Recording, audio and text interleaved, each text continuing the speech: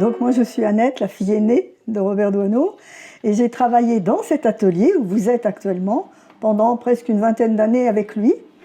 Et quand il est décédé, c'était des moments très durs, puisque je me suis trouvée toute seule ici, et je me suis dit il faut absolument s'occuper, et j'ai décidé de refaire tout un classement qu'il rêvait que l'on fasse ensemble et qu'on n'a jamais pu faire. On n'avait jamais le temps parce qu'il était très demandé les dernières années. C'était une star.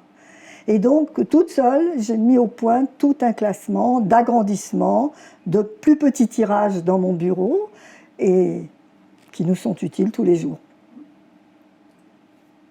Moi, je m'appelle Francine de Roudil et je suis la deuxième fille. Et pas de crainte, on n'est que deux, donc ça y est, c'est fini.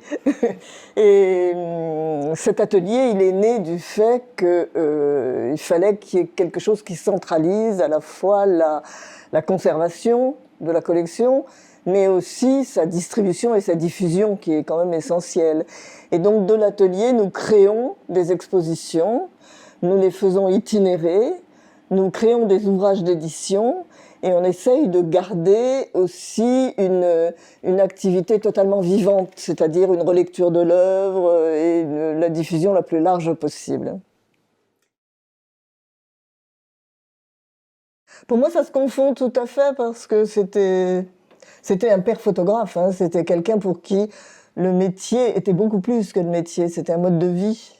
Donc on était quand même tous embarqués dans une roulotte photographique, donc on n'a jamais tellement dissocié. C'était la même personne, parce que sa manière d'avancer dans la vie, c'était avec la photographie, et dans son cadre de vie personnel, avec sa famille, bien sûr.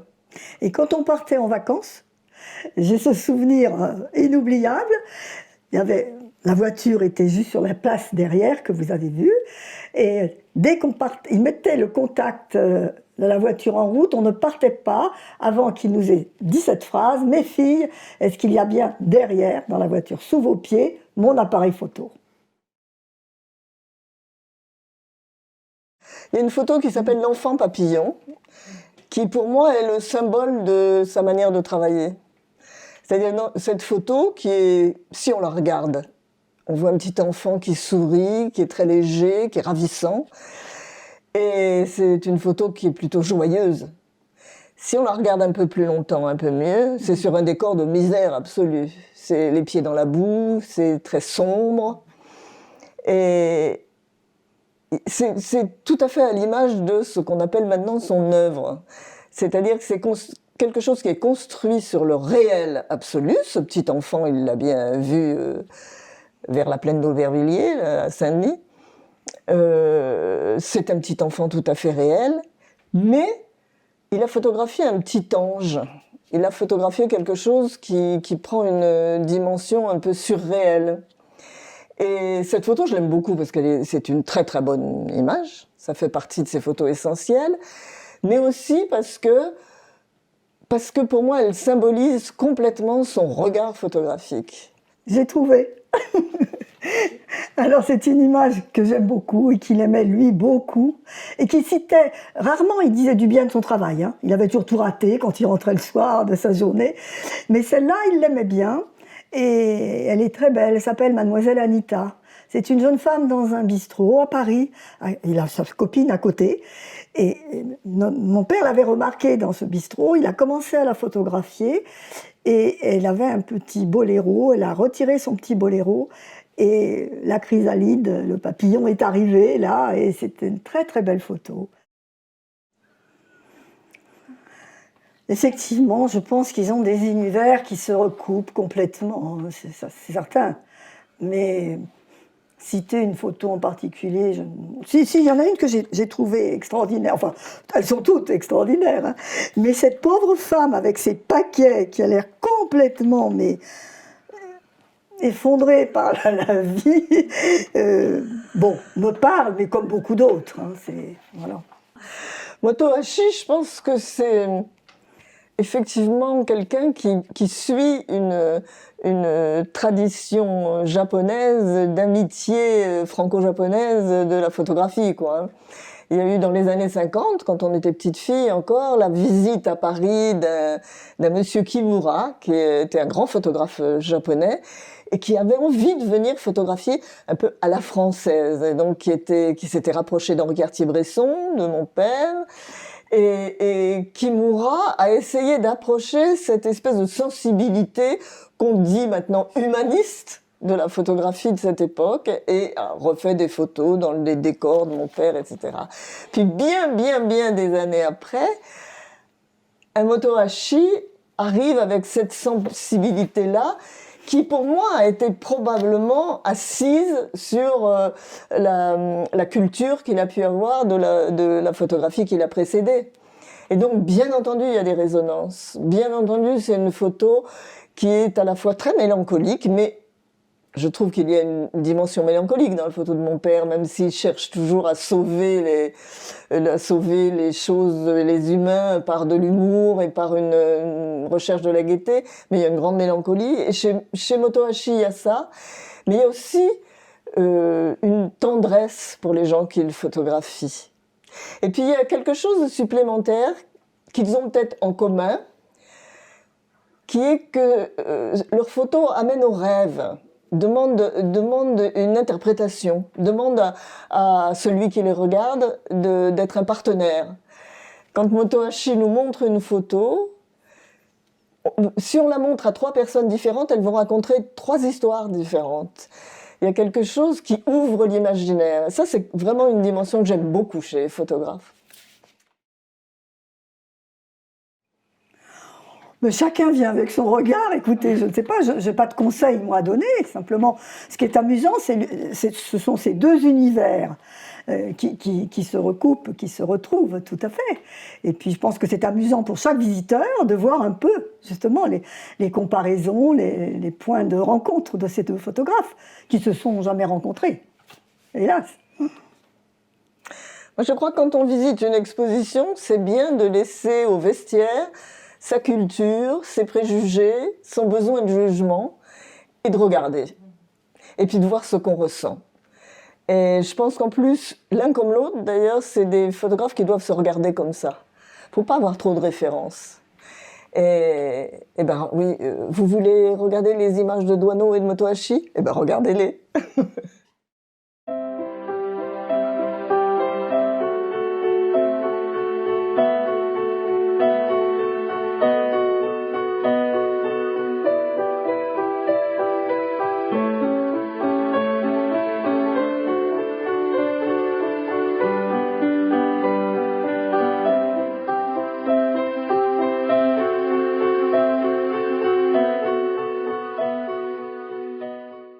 岩波新書に書かれた時にともかく上野栄新さん先生に会ってみたいと思ったんです。本を読んだ時に。でその時にともかく付箋をこう持ってね、質問のところをこう貼っといたんですよね。それの本を持って、上野さんのところを訪ねたんです。ともかく、どこに軸足を持って通ってくんだいって、軸足ってだからそれはずっと、上野先生のところに通い出してからもう毎日のように宿題としていつも残ってたんですよね。なんかしょっちゅう考えてはいるんですけどね、軸足を持つってことはどういうことなんだろうっていうのは繰り返し。宮古寿司はしょっちゅう小沢さんも行く店でよく僕を連れてってくれたこともあってね、それで宮古の親父さんが「そうか」って「じゃあ朝競りの始まる前から競りに移るまで行ってみるか」って言われてね、魚屋さんたちはみんなその魚と見た途端ね、この魚はあの客に喜ぶだろうなって考えてんのね、みんなね。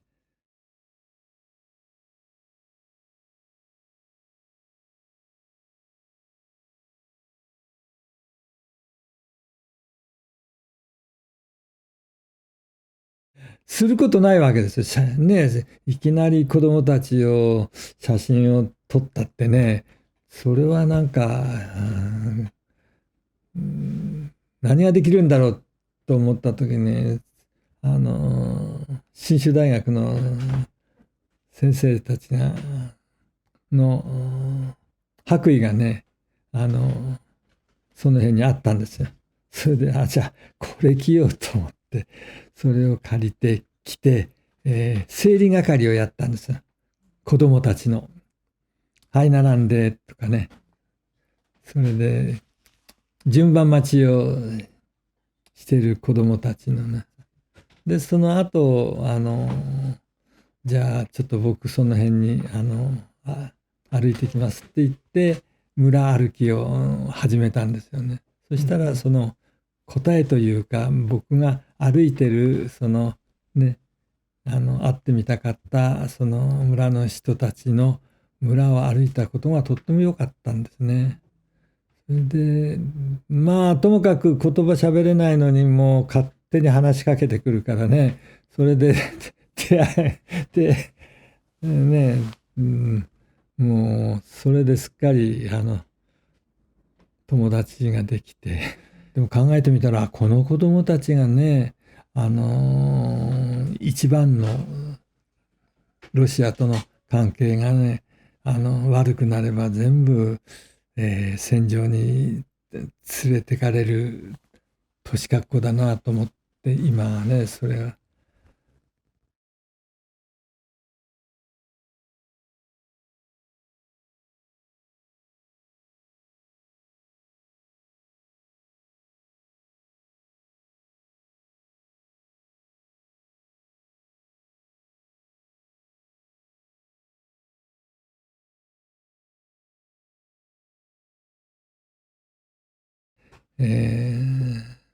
嬉しかったですよね。待たされた分っていうかね、待った分だけ。だから会えない理由でも書いてあるのだと思ったわけですよ、僕は。そうじゃなかったからね。よく言うんだけどね、僕は写真はその想像力で見てほしいということをよく言うんだけど、イメージを、いろんなものが何かを感じてもらって、その写真を想像してくれたらいいなと思ってます。